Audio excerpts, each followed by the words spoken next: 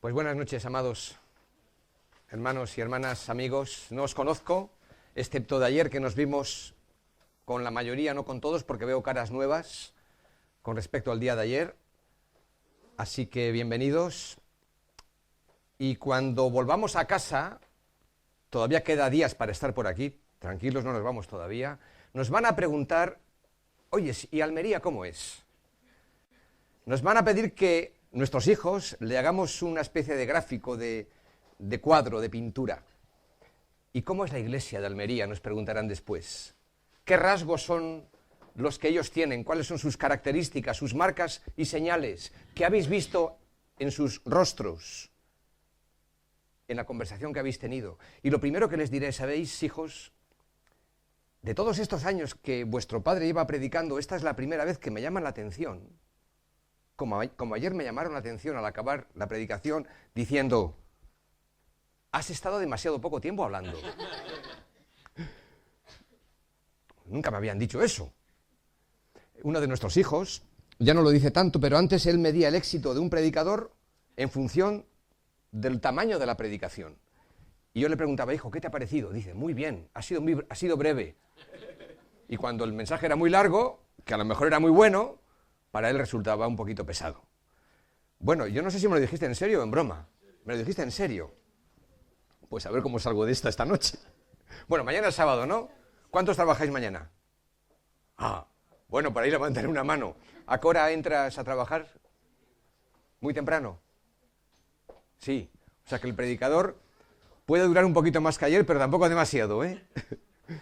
Bueno, estoy feliz, juntamente con mi esposa, de poder estar aquí. No conocíamos la iglesia, tampoco sabíamos con qué marco físico nos íbamos a encontrar, y me encanta que podamos tener esta cercanía, porque me tengo que hacer vulnerable, porque la distancia me ayuda además, y me encanta.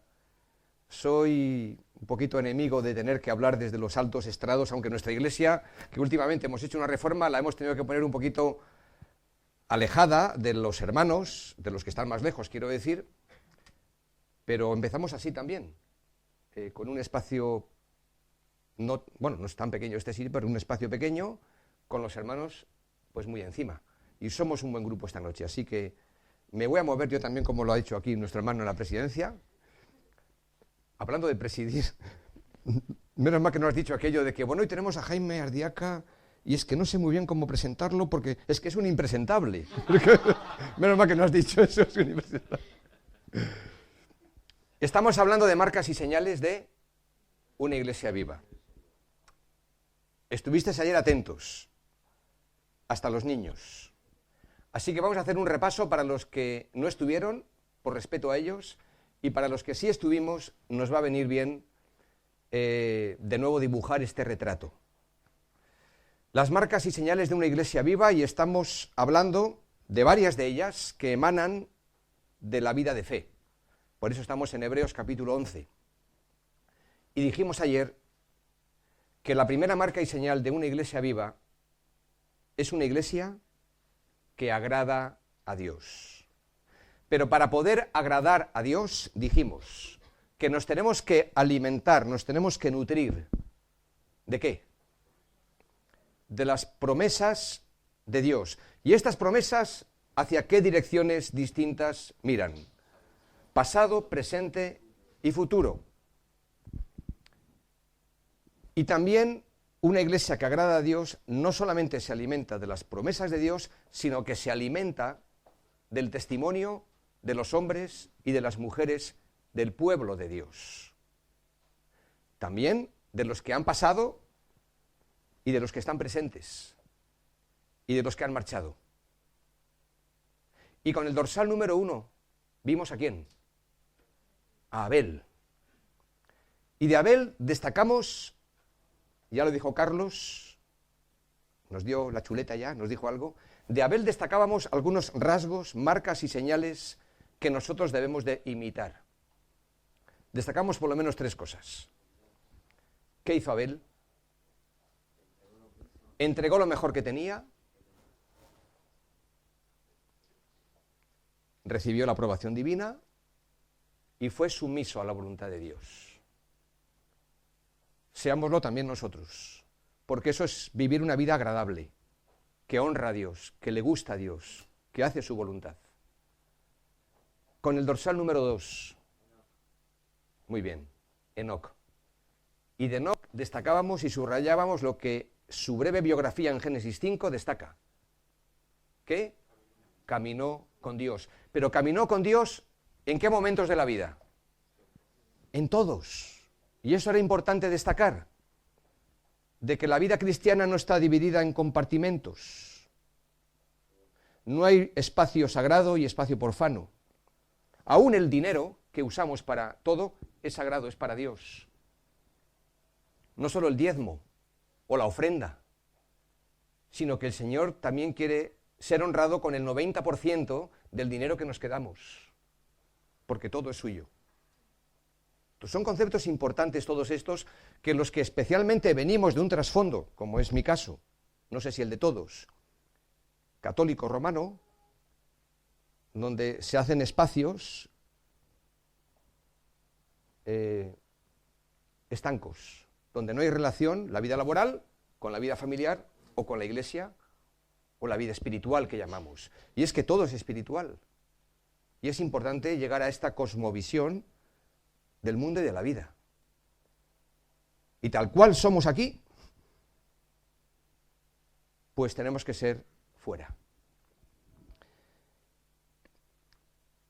Y con el dorsal número 3 y número 4 tenemos a dos personajes más. Pero vamos a Hebreos capítulo 11 para ver qué personajes son estos y a ver qué es lo que el Señor tiene que mostrarnos con respecto a marcas y señales que vemos en ellos y que también las tenemos que incorporar nosotros, porque en esto nos va la vida, en este mundo al menos. Hebreos capítulo 11. Verso 7. Ayer vimos los primeros 6 versículos, hoy vamos a ver a partir del versículo 7. Por la fe, Noé, cuando fue advertido por Dios acerca de cosas que aún no se veían, con temor preparó el arca en que su casa se salvase, y por esa fe condenó al mundo, y fue hecho heredero de la justicia que viene por la fe. Por la fe Abraham, siendo llamado, obedeció para salir al lugar que había de recibir como herencia, y salió sin saber a dónde iba. Por la fe habitó como extranjero en la tierra prometida como en tierra ajena, morando en tiendas con Isaac y Jacob, coherederos de la misma promesa, porque esperaba la ciudad que tiene fundamentos, cuyo arquitecto y constructor es Dios. Pues sí, Señor, trae vida sobre tu palabra a nuestras vidas. Amén. Dorsal, pues, número 3. ¿Quién? Noé. Dice el versículo, es un versículo largo. Por la fe, Noé, cuando fue advertido por Dios acerca de cosas que aún no se veían, con temor preparó el arca en que su casa se salvase, y por esa fe condenó al mundo y fue hecho heredero de la justicia que viene por la fe. ¿Quién fue entonces Noé? Pues fue un predicador del Evangelio de la gracia de Dios.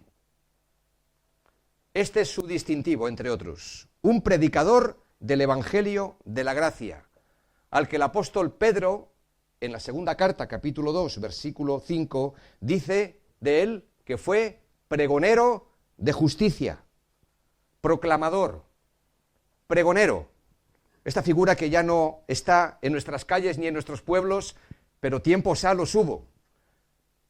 Cuando de parte del señor alcalde, el pregonero sería anunciar al pueblo, pues aquello que era relevante, aquello que era importante, que todo el mundo tenía que saber.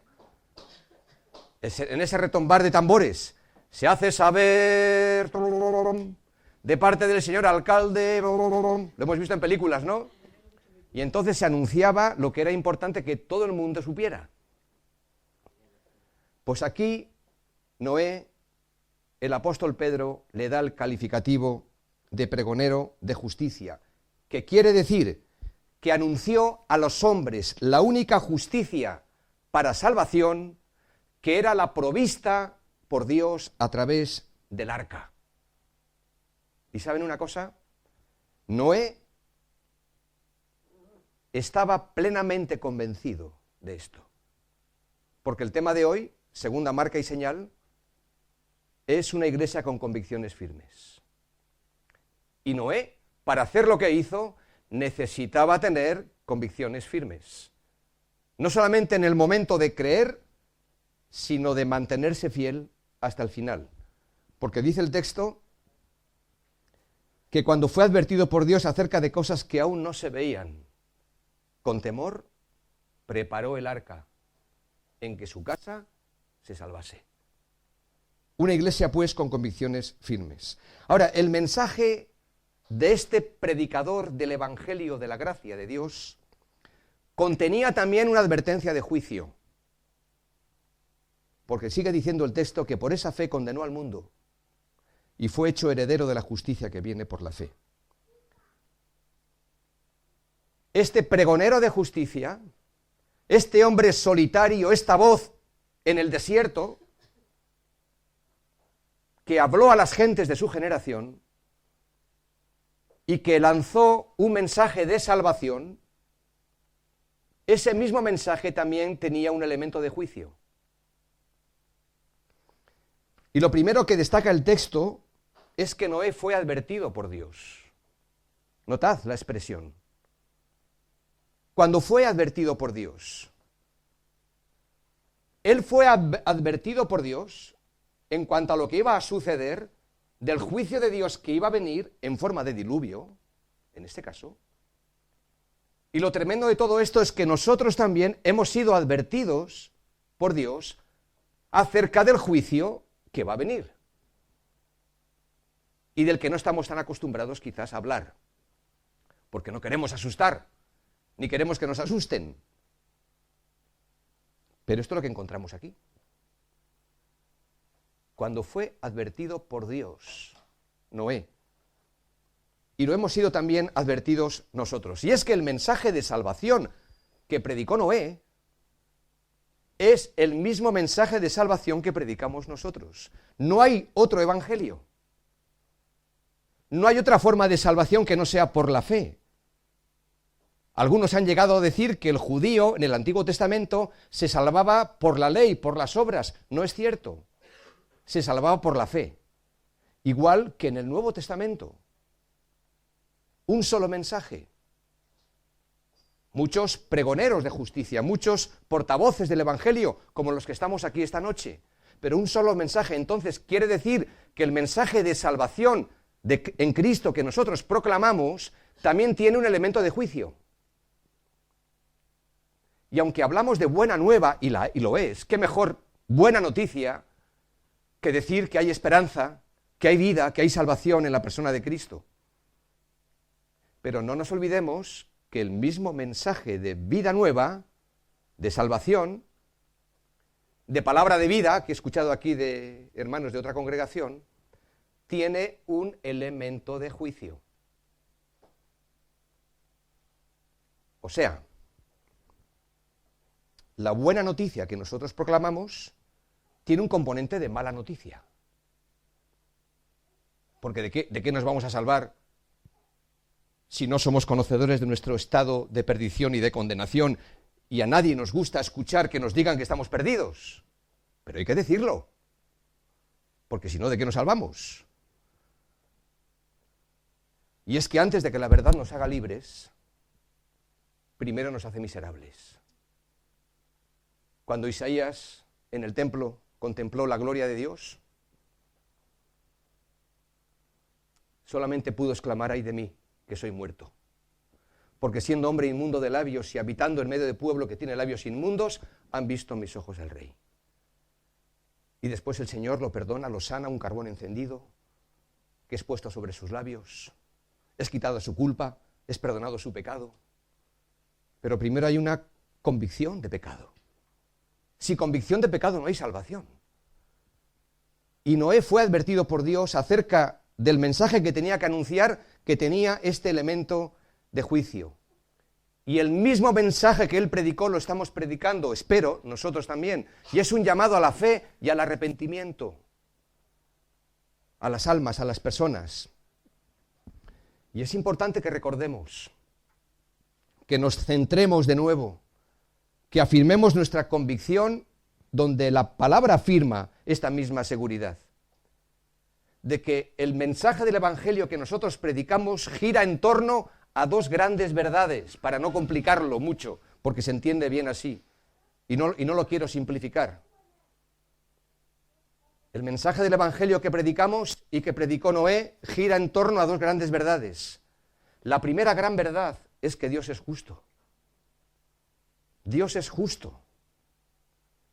Y en su justicia no puede pasar por alto el pecado. Y debe condenarlo.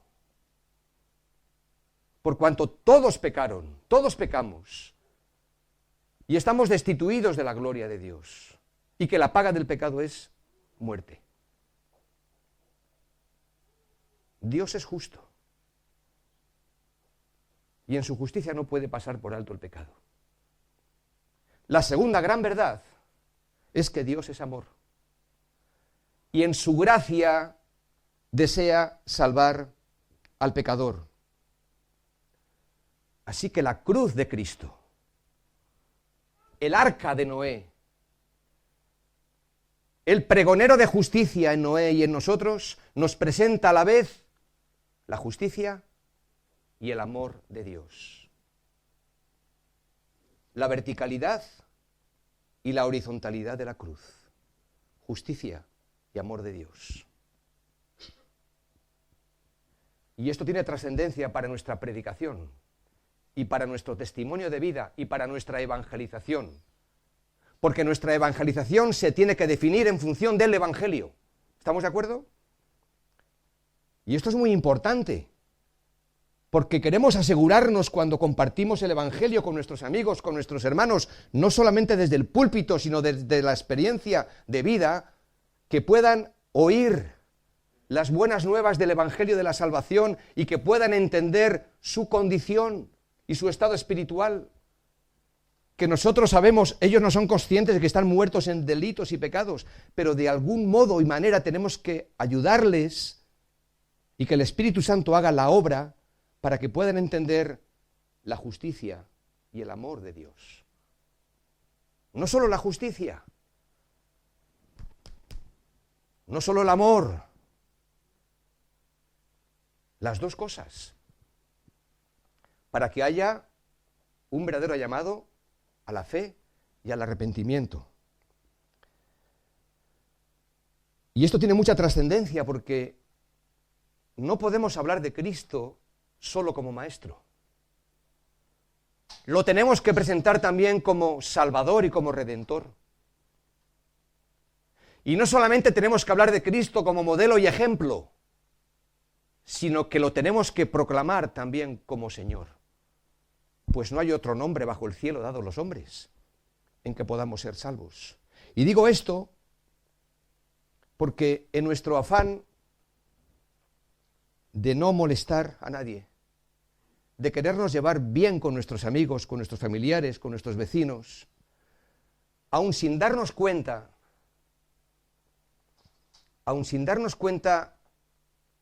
no decimos toda la verdad del Evangelio. No porque queramos engañar, sino porque no queremos molestar. Y en una sociedad tan plural, donde a ver quién se erige diciendo, que esta es la verdad, cuando la verdad no la tiene nadie, tú tienes la tuya, yo tengo la mía, y no vas a quedar mal delante de tus compañeros en la universidad, delante de tus amigos en el vecindario, si les dices que tú tienes a Jesús como maestro, porque ellos van a decir, pues es verdad, Jesús es un maestro reconocido por todos, y es verdad que es maestro por excelencia. Y no vas a tener ningún problema si tú en la universidad con tus amigas hablas de que para ti Jesucristo es un modelo y es un ejemplo, y lo es. Pero si ya lo presentas como Señor de la vida, y que nadie puede servir a dos señores, ya hablas de la unicidad, de la verdadera singularidad de nuestro Señor Jesucristo, pues quizás ya no te pongan tan buena cara. Y no digo que tengas que ir por ahí buscándote enemigos. Quiero decir que si amamos a nuestros amigos y familiares, en algún momento les tenemos que hacer ver lo que la palabra de Dios dice. Mira, es que no hay otra palabra. Somos pecadores. Y Cristo ha venido a buscarte y a salvarte, a perdonarte. Pero ese es nuestro estado de condenación en el cual nos encontramos. Normalmente Juan 3:16 lo sabemos muy bien de memoria, pero cuando sacamos un texto tanto de su contexto, le falta algo, ¿no? Y tenemos que leer Juan 3:16, Juan 3:17, Juan 3:18 para entender mejor todo este anuncio del Evangelio y este elemento de juicio. Vamos a buscar Juan 3:16 y sobre todo los siguientes versículos, para que veamos aquí que lo mismo que predicó Noé, lo predicó nuestro Señor Jesucristo y lo tenemos que predicar nosotros, la verticalidad y la horizontalidad de la cruz. Juan capítulo 3, verso 16. Porque de tal manera amó Dios al mundo, que ha dado a su Hijo unigénito para que todo aquel que en él cree no se pierda, mas tenga vida eterna. Porque no envió Dios a su Hijo al mundo para condenar al mundo, sino para que el mundo sea salvo por él. El que en él cree no es condenado, pero el que no cree ya ha sido condenado, porque no ha creído en el nombre del unigénito Hijo de Dios. Y esta es la condenación. Aquí está el elemento de juicio. Que la luz vino al mundo, y los hombres amaron más las tinieblas que la luz, porque sus obras eran malas. Porque todo aquel que hace lo malo aborrece la luz y no viene a la luz para que sus obras no sean reprendidas. Mas el que practica la verdad viene a la luz para que sea manifiesto que sus obras son hechas en Dios. Amén. Por lo tanto, estamos en la misma situación que Noé. Él fue advertido por Dios y lo somos también nosotros. Pero esta advertencia siempre viene acompañada de una nota de esperanza. Dios proporcionó entonces y proporciona ahora un camino de salvación. Solo la cruz de Cristo, solo la cruz de Cristo nos protegerá de la tormenta que vendrá a modo de juicio sobre el mundo y las naciones. Lo diré otra vez. Solo la cruz de Cristo, cual arca, en la que Él nos invita a entrar y a venir, nos protegerá de esa tormenta, de ese juicio que vendrá sobre el mundo y las naciones. Así que, hermanos, damos gracias a Dios por el arca que Dios ha preparado en Cristo para que nosotros podamos salvarnos. Y no solamente nosotros, sino también para que su casa se salvase, nuestros amigos, nuestros vecinos. Yo no sé si hay alguien aquí en esta noche. Como no lo sé, quiero darte la oportunidad, el Señor te la da, de que respondas a su invitación. ¿Quién ha dicho que la invitación hay que dejarla para el final del sermón? Pues yo te invito en esta hora que si no estás dentro del arca, dentro de la cruz, dentro del cuidado de Dios, si no has venido a Cristo, si no te has arrepentido de tus pecados, si no has pedido perdón, si no te has humillado, si no has reconocido tu maldad que hay en tu corazón y has reconocido que Cristo el Señor es el Salvador de tu vida, pues que lo recibas en tu corazón en esta hora, en estos días, y vengas a Cristo. Y si ya lo has hecho, que atraigas a otros, no hacia ti, sino hacia Él. Pero para que vengan ellos sabiendo a qué vienen, acordémonos la justicia y el amor de Dios. Y cuando veamos el símbolo de la cruz, nosotros en nuestra iglesia tenemos ahí un púlpito de madera y aquí tenemos una cruz vacía. a mí me ayuda a entender esto que ahora estoy queriendo de nuevo recordar. La verticalidad, la justicia, la horizontalidad, el amor de Dios. Cuando miramos la vida de Noé y vemos esta marca y señal de un hombre de convicción, de esta misma marca surgen otras. Por ejemplo, es una vida de fe que se manifiesta en obras. Esto lo va a describir muy bien el apóstol Santiago.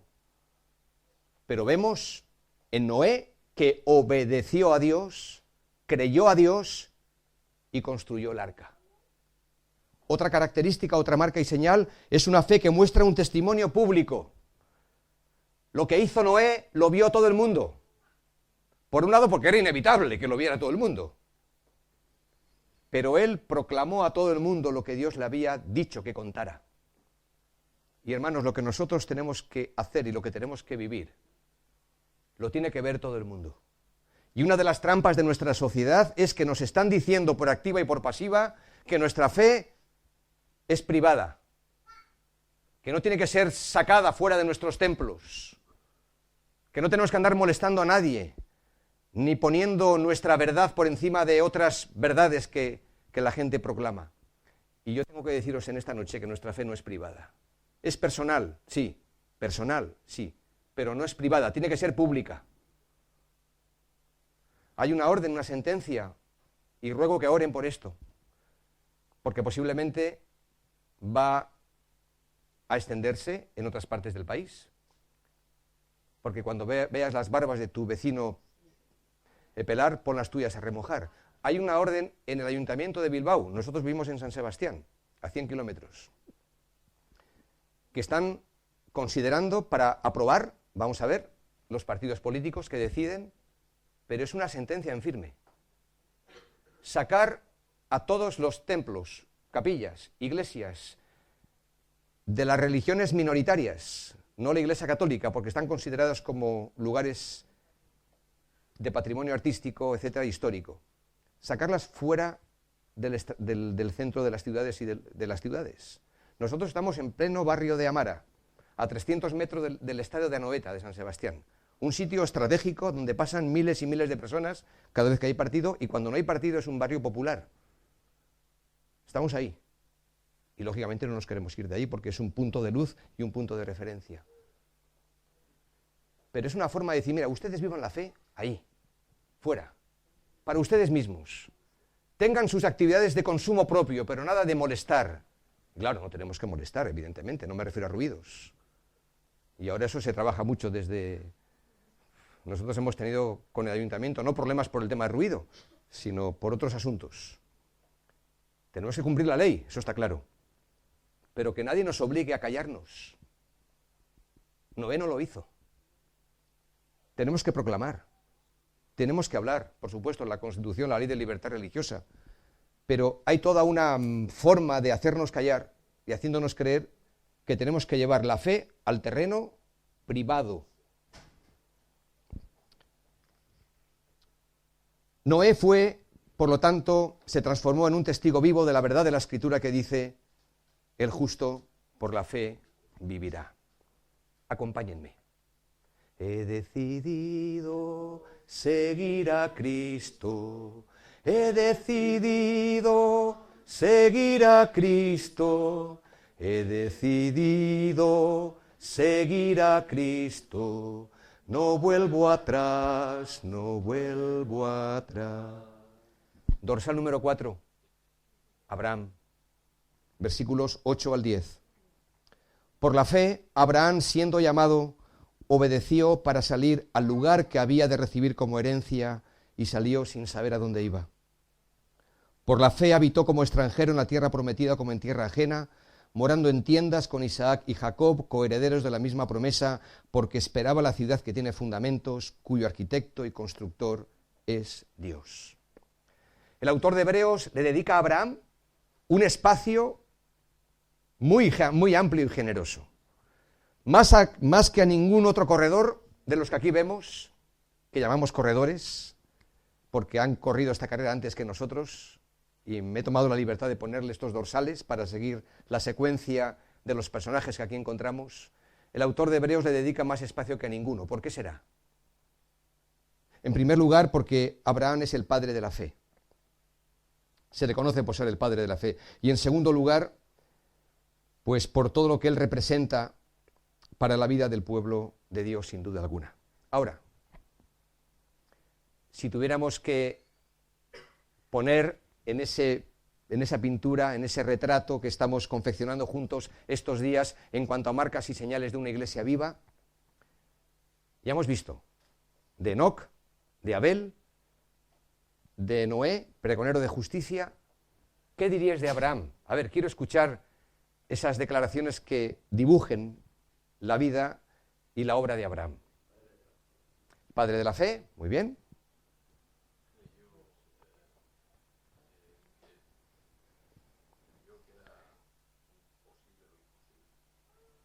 Bien. Muy bien. ¿Más? ¿Cómo se le llama a la Biblia? Amigo de Dios, ¿no? También. Yo quiero sugeriros otra marca y señal que me parece muy relevante en su vida y que creo que es especialmente importante para nosotros en la nuestra. Y digo esto porque no nos engañemos. Si nosotros no tenemos sobre nosotros estas marcas y señales, llevaremos otras. No somos personajes en blanco. Y no me refiero al rostro de nuestra cara, porque la sociedad también tiene sus marcas y señales. Y si nosotros no vivimos y no adoptamos permanentemente, si nosotros nos conformamos a este mundo, a este siglo, y no nos transformamos por medio de la renovación de nuestro entendimiento, Romanos capítulo 12, versículos 1 y 2, terminaremos llevando sobre nosotros, sin que nos demos cuenta, las mismas marcas y señales que lleva nuestra sociedad. ¿Me podéis decir qué marcas y señales? Y ahora tenemos aquí otra pantalla, porque esta es para lo que estamos haciendo, para la Iglesia y cada uno de nosotros. ¿Qué marcas y señales son las que distinguen a nuestra sociedad de hoy? ¿El egoísmo? Venga, apuntamos a egoísmo. Corrupción, odio, la ira, ambición. Oye, es que están saliendo más marcas y señales que las que hemos puesto aquí, que nos están llevando la delantera. Qué rápido sale lo malo, ¿verdad? Seguro. Marcas y señales de nuestra sociedad. Los sentimientos por encima de la razón. Hoy día lo que vale es sentirte bien y se busca la gratificación inmediata de las necesidades personales. A los jóvenes se les dice, y a los mayores, si te gusta, hazlo. Hemos quitado a Dios de en medio, pero esta sociedad, y cuidado, que podemos estar ahí nosotros sin darnos cuenta, participando. Cuidado. Hemos levantado altares a otras divinidades. El dinero, la ciencia, la tecnología, que son los nuevos dioses sin rostro de la sociedad de nuestro tiempo. Ya no es la pugna cuando tiempo atrás con los ídolos, que si la Iglesia Católica, que si las imágenes, ya no es esa la pugna solamente. Es que hay dioses sin rostro a los cuales esta sociedad rinde culto y pleitesía, y a veces nosotros sin darnos cuenta podemos estar ahí metidos y aún participando de eso.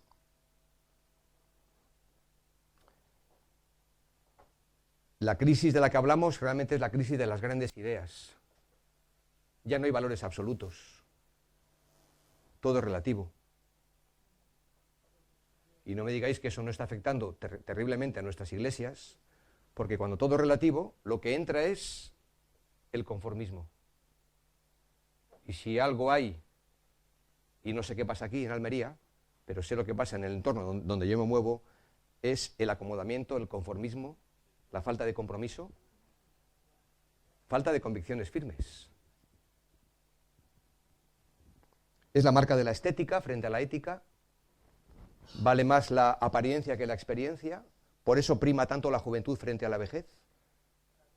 Los mayores a un lado. Son marcas y señales que se han instalado en nuestro mundo y que nosotros sin darnos cuenta podemos llegar a participar de él si no nos cuidamos. Pero de Abraham yo quisiera destacar algo que yo necesito de su vida para mi vida.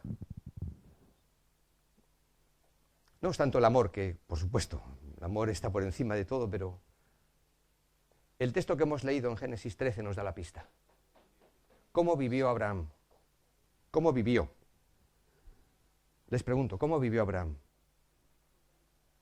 Ya sé que es una pregunta así, claro, yo lo tengo más fácil porque sé lo que voy a decir, porque lo he meditado, pero ¿cómo vivió Abraham?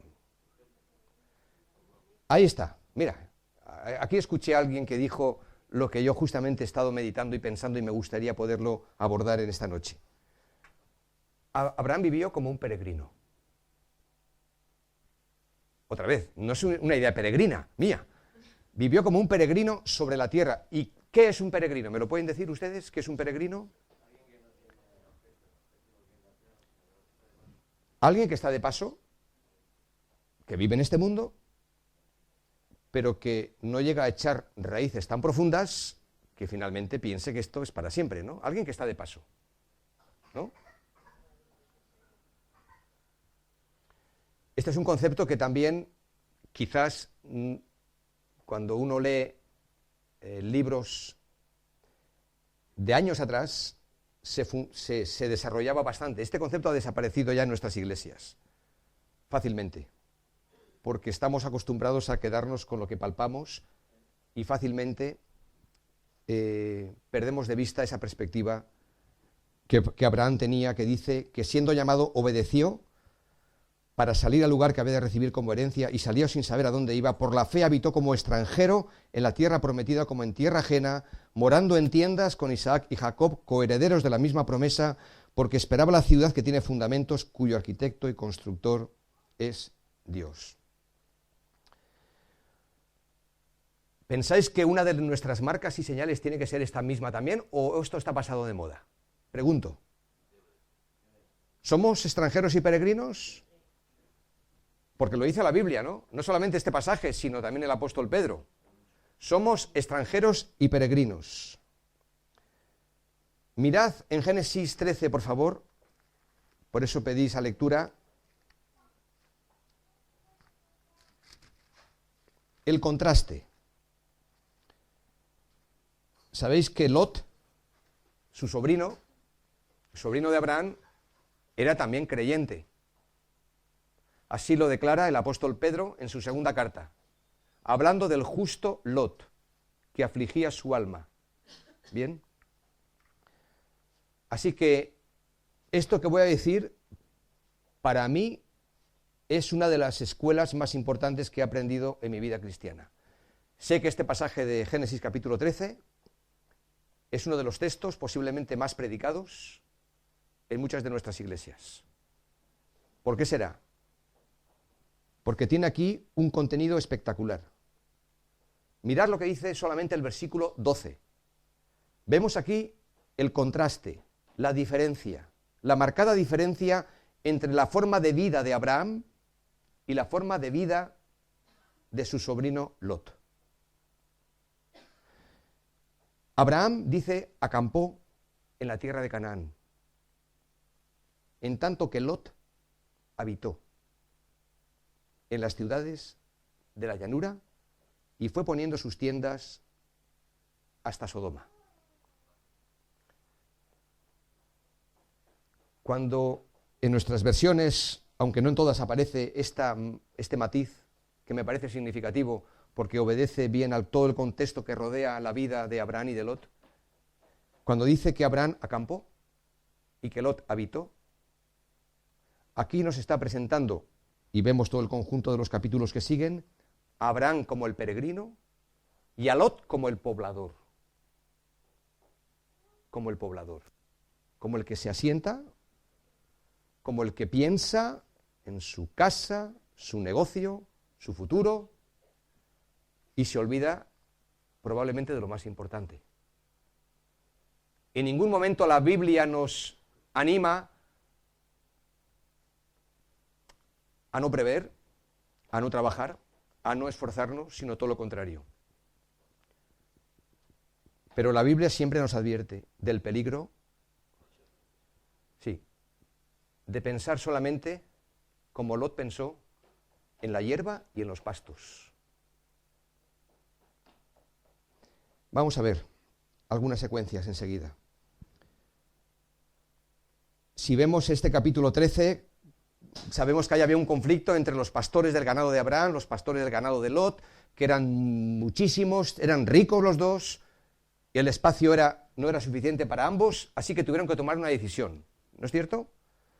Porque el conflicto y el pleito entre los pastores de unos y de otros era tan grande que hasta era de mal testimonio para los pueblos vecinos. Y eso le desagradó, especialmente a Abraham. Así que había que buscar una solución. Y él la buscó. Y le concedió a su sobrino Lot que escogiera a dónde iba a ir, cuando él tenía todo el derecho de escoger primero. Por diferentes razones, entre otras cosas porque era el jefe de la tribu. Era el mayor de los dos. Y lo que correspondía es que el mayor eligiera primero. Pero muy probablemente Abraham, sí, era un hombre de paz. Y estuvo dispuesto a perder. Y perdió. En un sentido perdió. Porque le concedió a su sobrino que escogiera él primero. Y Lot escogió. Dice el versículo 8 de Génesis 13. No haya ahora altercado entre nosotros dos, entre mis pastores y los tuyos, porque somos hermanos, somos parientes. ¿No está toda la tierra delante de ti? Versículo 9. Le dice Abraham a Lot, yo te ruego que te apartes de mí. Si fueres a la mano izquierda, yo iré a la derecha. Y si tú a la derecha, yo iré a la izquierda. Y alzó Lot sus ojos, y vio toda la llanura del Jordán, que toda ella era de riego, como el huerto de Jehová, como la tierra de Egipto en la dirección de Zoar, antes que destruyese Jehová a Sodoma y a Gomorra. Entonces, adverbio de tiempo, entonces, Lot escogió para sí toda la llanura del Jordán, y se fue Lot hacia el oriente, y se apartaron el uno del otro. Abraham acampó en la tierra de Canaán, en tanto que Lot habitó en las ciudades de la llanura, y fue poniendo sus tiendas hasta Sodoma. Si Lot escogió, y escogió la llanura del Jordán, donde mejores eran los pastos para sus rebaños, ¿con qué parte se quedó entonces Abraham? Versículo 18, Abraham pues, removiendo su tienda, vino y moró en el encinar de Mamre, que está en Hebrón, y allí edificó altar al Señor. Abraham pues, removiendo su tienda, vino y moró en el encinar de Mamre, que está en Hebrón, y allí edificó altar al Señor. Un lugar desértico, diferente, no que no hubiera pastos, pero no eran los pastos con los que Lot se quedó.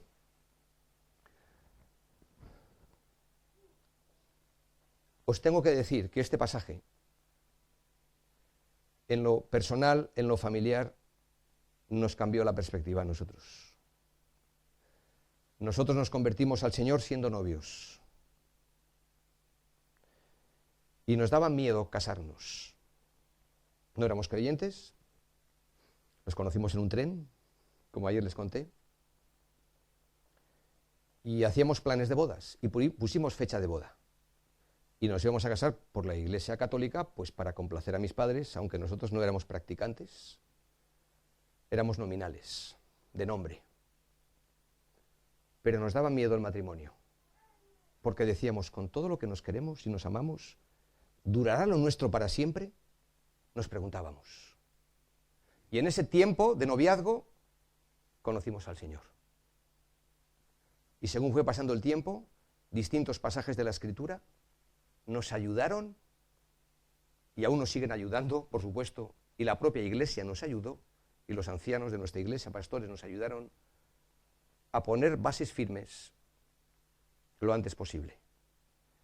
Y en nuestra consejería pastoral y familiar, este es uno de los pasajes, para mí, estrellas. Y vamos a ver por qué. Porque Lot, que era creyente en Dios, cometió algunos errores graves.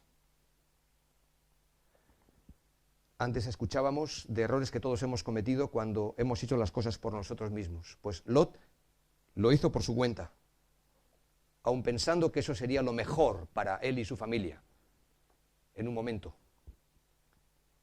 Pero yo no sé con qué tú estás batallando, con qué estás luchando, pero que el Espíritu Santo nos ayude en este momento también a ver si estoy siendo un peregrino o estoy viviendo como un poblador. Porque hablamos de tener convicciones firmes y podemos parafrasear ese refrán de otra forma y decir, dime lo que crees y te diré cómo vives. Si crees que eres un peregrino, vivirás como un peregrino. A pesar de todos los atractivos de este mundo que nos indican que no hay más vida que esta. Pero si crees que no eres un peregrino, vivirás como un poblador. ¿Y qué hacen los pobladores? ¿Qué hizo Lot? Cometió varios errores. Vamos a ver el texto con mucha atención, por favor. En primer lugar, versículo 10. Y alzó Lot sus ojos y vio toda la llanura del Jordán, que toda ella era de riego, como el huerto de Jehová, como la tierra de Egipto. Primer error, que quizás como creyentes nosotros también hemos cometido. Lot escogió sobre la base de lo que vio. Fue cuanto menos una decisión precipitada y materialista, basada exclusivamente en la vista.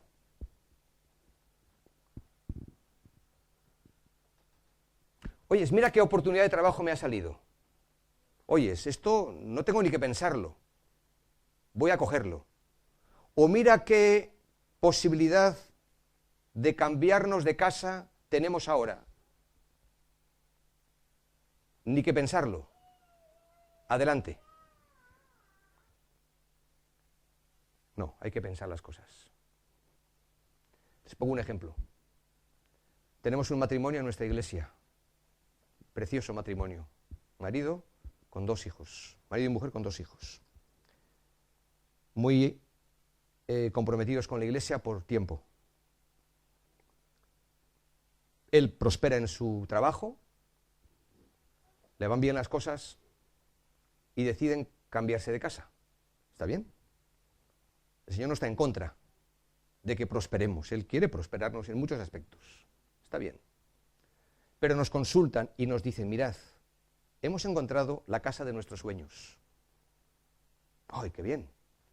Vamos a poder tener más espacio, aún para recibir a los hermanos. Nosotros conocíamos su casa, que era pequeñita, un piso. Así que, de entrada, pues la cosa tenía buena pinta.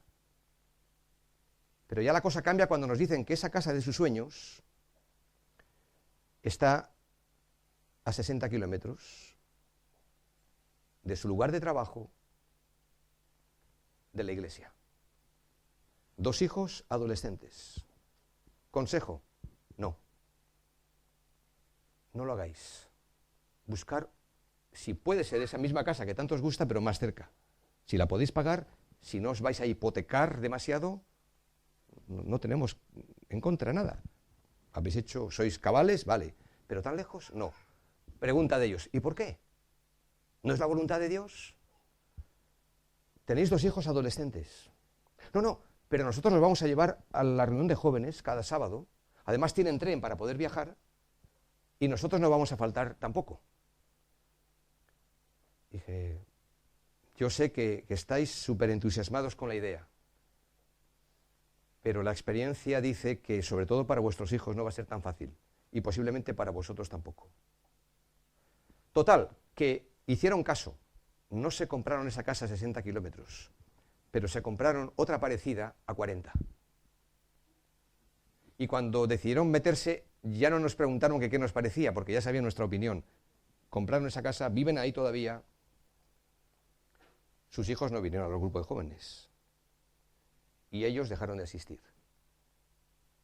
Han estado años deambulando, secándose espiritualmente porque son del Señor. Y ahora han regresado. Han regresado los dos. Pidieron permiso para poder decir unas palabras a la iglesia. Dijo, adelante. Pidieron perdón públicamente. Dijeron, nos hemos equivocado. Y dijeron a los hermanos, no cometáis el error que hemos cometido nosotros de haber alejado a nuestros hijos del entorno de nuestros hermanos. Lo cuento como testimonio. No quiero decir, porque no conozco cada caso, que en todos los casos es igual. Solo quiero decir que Lot cometió el grave error de que tomó la decisión basada exclusivamente en la vista. Y hay principios que debemos de tomar siempre en cuenta. Señor, cuando tú nos muestras algo y preguntamos si es tu voluntad o no, Señor, ¿qué dice tu palabra? ¿Qué convicción trae el Espíritu Santo al corazón? ¿Qué dicen las circunstancias? ¿Y qué dicen otros consejeros? ¿Qué dicen otros? ¿Cuál ha sido su experiencia? ¿En qué me puede ayudar eso a mí? Tomemos en cuenta todas esas cosas, no pensemos que ya, como el que se enamora. Pues el que se enamora, pues, oyes, no se puede razonar con una persona enamorada. Ah, no, ya se convertirá, dice un joven o una joven, cuando se enamora de un compañero en la universidad o en el instituto. No es creyente, pero ya se convertirá. Dices que eso es empezar la casa por el tejado. Segundo error que Lot cometió, versículo 11. Y alzó entonces Lot escogió para sí toda la llanura del Jordán. Escogió para sí, toda. Fue una decisión movida por el egoísmo. A veces nosotros disfrazamos de espiritualidad las decisiones que tomamos, pero con qué facilidad lo hacemos. Yo lo he hecho. Tomamos la decisión y después le pedimos a Dios que lo bendiga. Y la vida te va dando palos, te va enseñando, conforme te vas equivocando, conforme otros te van ayudando. Así que, si te has equivocado, pues te sumas a nosotros que también nos hemos equivocado. Aprendemos, pero aprendamos de los errores. Y hablamos del egoísmo que impera en nuestra sociedad y que impera en nuestro corazón, porque está dentro de nosotros. Tercer error. Escogió Lot, versículos 12 y 13, no tomando en cuenta la condición moral y espiritual de las gentes de Sodoma. Mas los hombres de Sodoma, versículo 13, eran malos y pecadores contra Jehová en gran manera. Y versículo 12 al final dice, y fue poniendo sus tiendas hasta Sodoma. Yo creo que Lot, que tenía 2 hijas, no pensó demasiado en el nefasto poder de atracción de todas aquellas gentes. Cuán lejos estaba de decir como el salmista, mejor es un día en tus atrios que 1000 fuera de ellos. Escogería antes estar a la puerta de la casa de mi Dios que habitar en las moradas de maldad. Es difícil decidir, ¿verdad? Y decidir bien, es difícil. Pero tenemos que tomarnos el tiempo para orar, para pensar, para consultar. Porque decisiones que tomamos en la vida arrastran nuestras vidas y las vidas de nuestros hijos. Habría más ejemplos, pero creo que el texto nos dice ya mucho. Y me quiero centrar más, para concluir, en las marcas y señales que distinguen la vida de Abraham. Porque como peregrino que fue, eso le llevó a hacer otras cosas que Lot no hizo. Y que nosotros sí tenemos que hacer. Porque Abraham era el hombre del altar y de la tienda. Allí donde iba, levantaba su tienda y construía un altar. Es decir, daba culto a Dios todos los días. ¿Tienes tu tiempo devocional de culto a Dios todos los días? No me contestes, piénsalo. Porque si no lo tengo, probablemente esté viviendo más como un poblador, más preocupado por atender bien mis negocios, por atender bien los asuntos de la vida, que hay que atenderlos. Pero ¿cómo va nuestro tiempo devocional? ¿Y cómo va nuestro culto familiar? Habrá que recuperar algo de lo que hemos perdido. Eso es levantar un altar al Señor cada día, darle culto. Porque en la vida del hombre, dice el Señor Jesucristo, no consiste la abundancia de los bienes que posee. ¿No es cierto que en la vida hay cosas más importantes que la hierba y los pastos? En segundo lugar, Abraham fue obediente a su llamado. Y en tercer lugar, como hemos dicho, vivió como un peregrino. Me encanta el libro de Proverbios que dice, y nosotros como obreros del Señor nos hemos visto obligados en aplicarlo y después nos hemos visto encantados de poderlo seguir haciendo. Mejor es lo poco, con el temor de Dios, que el gran tesoro donde hay turbación. Y más vale bocado seco y en paz que casa de peleas llena de provisiones. Y como diría Joan Manuel Serrat, un manjar puede ser cualquier bocado. Y no se necesita tanto. No se necesita tanto. Hoy, antes de venir aquí, hemos ido al centro comercial, a uno de los varios que tenéis aquí, y a pesar de la crisis llama la atención la práctica consumista que hemos adoptado. Nos llamó la atención ayer cuando salimos a pasear por las Ramblas de Almería, eso lo vamos a decir en casa cuando vayamos, de cómo es Almería. No habíamos visto todavía luces de Navidad por las calles. Todo sobrio, bien. Pero hoy en el centro comercial era increíble. Llamar la atención a todos los transeúntes, los que van en el coche, para que de alguna forma entremos y compremos. Todo está perfectamente puesto, colocado, limpio, ordenado, iluminado. Precioso. Llama la atención. Pero en la vida hay cosas más importantes que todo eso. ¿Cómo están nuestras casas? Abraham nos enseña mucho.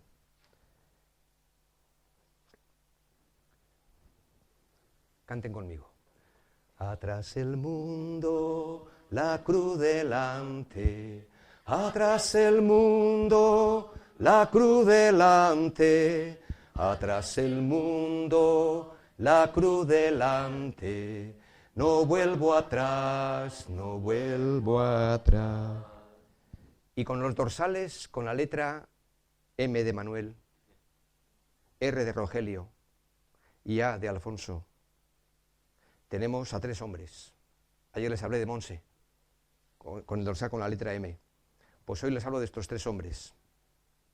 Ellos eran, entonces, en nuestra iglesia, los 3 ancianos o pastores que teníamos. Hombres de convicciones firmes. ¿Y por qué digo de convicciones firmes? Porque en ese año del Día del Libro en San Sebastián, que se celebra en todas las ciudades, supongo que aquí también, el famoso Día del Libro, 23 de abril, pues la iglesia evangélica del barrio de Amara, donde estamos, pues acostumbraba a salir fuera con una mesa de libros. Pero ese año, estos 3 hombres, los 3 ancianos, estuvieron a punto de no hacerlo, porque la iglesia meses antes se dividió. Y los que quedaron estaban desanimados, sin ganas de hacer nada. Pero tenían convicción en el Señor y con su mesa, con sus pocas cajas de libros, salieron y colocaron. Yo todos los viernes por la noche iba a buscar a mi novia, que venía de Vitoria, para pasar el fin de semana en casa de mis padres. Y aquel viernes, uno más, pero no un viernes cualquiera, yo me acerqué por la Feria del Libro. Y dentro de los muchos stands había uno que ponía librería evangélica. Yo no sabía nada ni de librería evangélica ni de iglesia evangélica. Nadie nos había hablado nunca de nada de eso. Éramos católicos nominales. Pero mira por dónde los títulos de algunos de los libros llamaron mi atención. Estábamos a punto de casarnos y los libros, algunos de ellos hablaban de noviazgo y matrimonio. Así que compré 3. Y cuando fui a pagarlos, los 3 hombres que estaban allí, cada uno con sus palabras me dio su testimonio. Yo escuché eso y me quedé muy perplejo, muy sorprendido, porque nadie te habla de su vida sin conocerte. Así que me fui con mi bolsa de 3 libros, con el folleto que me metieron dentro, a buscar a mi novia a la estación.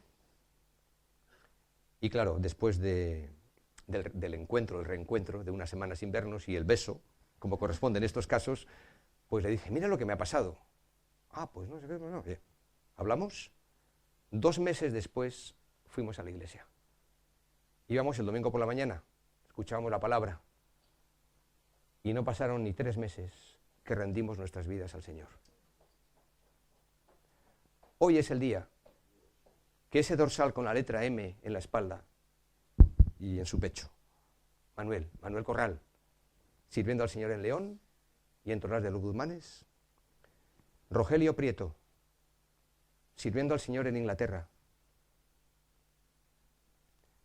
y Alfonso Morcillo Calero,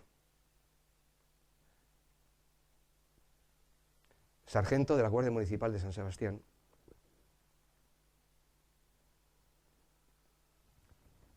que murió en atentado terrorista el 14 de diciembre de 1994.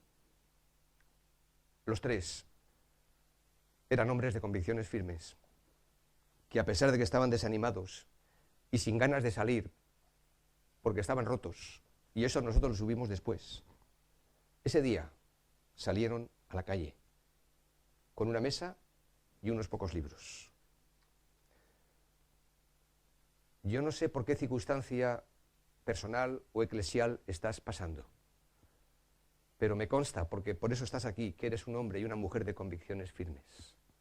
Noé lo fue, y a pesar de que nadie le escuchó, o muy pocos, salió. Abraham vivió como un peregrino, a pesar de que igual eso ni tan siquiera estaba bien visto y no era popular, ni generaba demasiadas bonificaciones. Pero la palabra de Dios los eleva para que nosotros veamos que es así como nosotros tenemos que vivir. Alfonso, que está con el Señor, Manuel, que está sirviéndole, y Rogelio, que está sirviéndole, también son ejemplos para nosotros de hombres y de mujeres como ayer Monse, que nos han trazado también el camino. Nos lo han dejado más clarito todavía. El camino estaba marcado. El Señor Jesucristo es nuestro modelo.